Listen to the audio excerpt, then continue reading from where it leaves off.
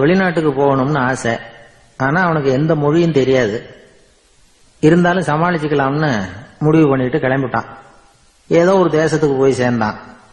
அங்க அவனுக்கு யாரையும் தெரியாது. அவங்க என்ன மொழியில பேசிக்கிறாங்க அப்படிங்கறது கூட புரியல. என்ன பண்றதுன்னு யோசனை பண்ணிட்டு ஒரு இடத்துல நின்றுகிட்டு இருக்கிறான். எதிர ஒரு பெரிய கட்டடம், நிறைய பேர் உள்ள போயிட்டு இருக்கிறாங்க. இவனும் அவங்க பின்னாடியே உள்ள போனான். ஒரு பெரிய அறை, அலங்காரம்லாம் பண்ணி வச்சிருக்கிறாங்க. நிறைய பேர் சாப்பிட்றதுக்காக உட்கார்ந்துருக்கிறாங்க. இவனுக்கு நல்ல பசி, அதனால இவனும் உட்கார்ந்தான். சாப்பாடு போட்டாங்க, சாப்பிட்டான். அன்பான உபசரிப்பு. இவன் மனசு உள்ள நினைச்சுக்கிட்டான், இது ஏதோ அரசருடைய அரண்மனை மாதிரி தெரியுது.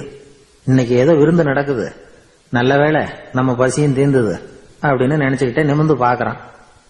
சாப்பாடு பரிமாறினவன் எதிரில் ரொம்ப பணிவோட முதுக வளைச்சி வணக்கம் தெரிவிச்சான். இவனும் எழுந்திருச்சு நின்று முதுக வளைச்சி வணக்கம் தெரிவிச்சான். ரொம்ப நன்றின்னா. அவன் ஒரு சீட்டை இவன் கையில கொடுத்தான். இவன் அதை வாங்கி பாக்குறான். என்ன எழுதியிருக்குன்னு ஒன்னும் புரியல.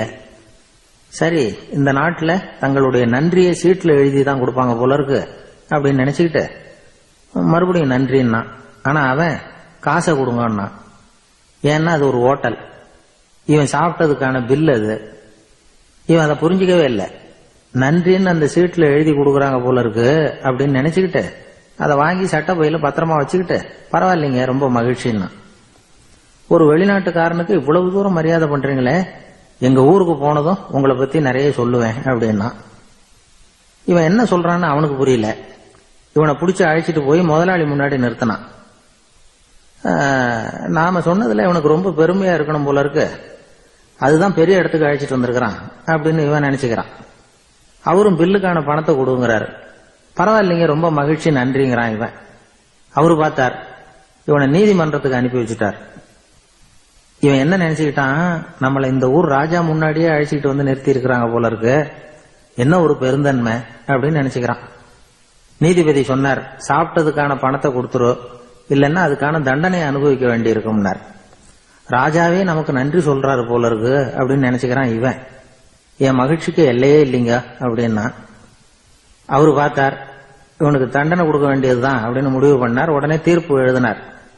இவனை கழுதையில பின்புறமா உட்கார வைங்க, இவன் ஒரு மோசடிக்காரன் அப்படின்னு ஒரு போர்டு எழுதி அவன் கழுத்துல மாட்டுங்க, அப்புறம் அந்த கழுதையை ஊரு பூரா விரட்டுங்க அப்படின்னார்.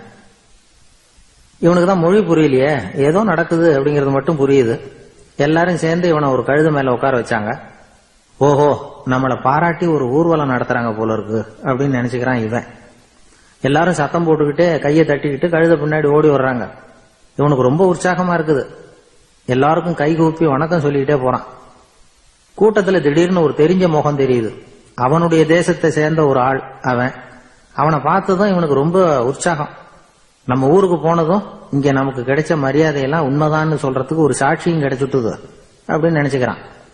அவனை பார்த்து கத்தனான், நல்லா பாத்துக்க, இந்த ஊர் மக்கள் எனக்கு எப்படிப்பட்ட வரவேற்பு கொடுக்குறாங்கிறத நல்லா கவனிச்சுக்கோ அப்படிங்கிறான். அவனுக்கு அவமானமா போட்டுது. தலையை குனிஞ்சுக்கிட்டே நழுவி போயிட்டான். இவன் பார்த்தான், அவன் தலை தெரியல. ஆகா, அவனுக்கு நம்ம மேல பொறாம போல இருக்கு, அதனாலதான் காணாம போயிட்டான் அப்படின்னு நினைச்சுக்கிறான். இப்படி ஒரு வேடிக்கை கதையை பெரியவங்க சொல்றது உண்டு. கதை வேடிக்கையா இருந்தாலும் இதுல உள்ள கருத்து என்ன தெரியுமா? அந்த கழுதை மேல உட்கார்ந்து இருக்கிறானே, அது மாதிரிதான் நாமளும் அகங்காரம்ங்கிற கழுதை மேல உட்கார்ந்துகிட்டு இருக்கோமா. நாமளும் கிட்டத்தட்ட அதே மாதிரி பிரம்மையில தான் இருக்கிறோமா. என்ன நடக்குதுங்கிறதே புரியறது இல்ல. அகங்காரத்துல பேசுறவனுக்கும் சித்த சுவாதீனம் இல்லாம பேசுறவனுக்கும் அதிக வித்தியாசம் இருக்கிறது இல்ல. அது மாதிரி ஒருத்தன் தன்னுடைய வீட்டை சுத்தி சேற்ற வாரி அரைச்சிக்கிட்டு இருந்தானா. அந்த வழியா வந்த ஒரு பெரியவர் அதை பார்த்திருக்கார். என்னப்பா பண்ணிட்டு இருக்கிற அப்படின்னு கேட்டாராம். கழுதைகளை விரட்டிக்கிட்டு இருக்கிறேன் அப்படின்னானா. இங்க கழுதைகளே காணுமே அப்படின்னாராம் அவரு. அதுதான் ஏற்கனவே விரட்டி விட்டனே அப்படின்னானா இவன். ஒரு ஊர்ல 4 நண்பர்கள் இருந்தாங்க. 4 பேரும் சோம்பேறிகள். 4 பேருக்கும் எந்த வேலையும் செய்யறதுக்கு உடம்பு வளையறதில்ல. இருந்தாலும் சோம்பேறித்தனத்துல ஒருத்தருக்கு ஒருத்தர் கொஞ்சம் வித்தியாசம் உண்டு. அதுக்கு தகுந்த மாதிரி அவங்களுக்கு பேர் அமைஞ்சு போச்சு. ஒருத்தன் கால் சோம்பேறி, இன்னொருத்தன் அரை சோம்பேறி, அடுத்தவன் முக்கால் சோம்பேறி, கடைசி ஆளு முழு சோம்பேறி. இவங்க 4 பேரும் நண்பர்கள். அப்புறம் எப்படி காரியம் நடக்கும்? 4 பேரும் ஒரு வீதியில அப்படியே நடந்து போயிட்டு இருக்கிறாங்க. நல்ல பசி. எங்கேயாவது சோறு போடுவாங்களா அப்படின்னு பார்த்துக்கிட்டே வந்தாங்க. அவங்க வந்த வழியில ஒரு ரூபாய் காசு கிடந்தது தரையில. அவங்க கண்ணுல அது பட்டுது. ஆனாலும் அதை குனிஞ்சு எடுக்கணுமே, அதுக்கு சோம்பேறித்தனம். முழு சோம்பேறி பார்த்தான். பக்கத்துல வந்துகிட்டு இருந்த முக்கால் சோம்பேறி கிட்ட சொன்னானா, டேய் அதை கொஞ்சம் குனிஞ்சு எடுறா அப்படின்னானா. அவன் என்ன பண்ணான் தெரியுமா, அதுக்கு அடுத்தபடியா வந்த அரை சோம்பேறி கிட்ட சொன்னானா, டேய் நீ அதை கொஞ்சம் குனிஞ்சு எடுறா அப்படின்னானா. அவன் இவனை விட மோசம், அடுத்தவங்க கிட்ட சொல்லியிருக்கிறான். அவனும் குனியறதுக்கு தயாரா இல்ல. ஆக கூடி கடைசியில யாருமே காசை எடுக்கல. என்னத்துக்கு அனாவசியமா உடம்ப வளைச்சுக்கணும் அப்படின்னு எல்லாரும் பேசாம வந்துட்டாங்க. அவங்க பாட்டுக்கு நடந்து வந்துகிட்டே இருக்கிறாங்க. எதிரில் ஒருத்தன் வாழைப்பழத்தை வண்டியில வச்சு தள்ளிட்டே வந்தான். ரூபாய்க்கு 4 பழம்னு கூவி வித்துக்கிட்டே வர்றான்.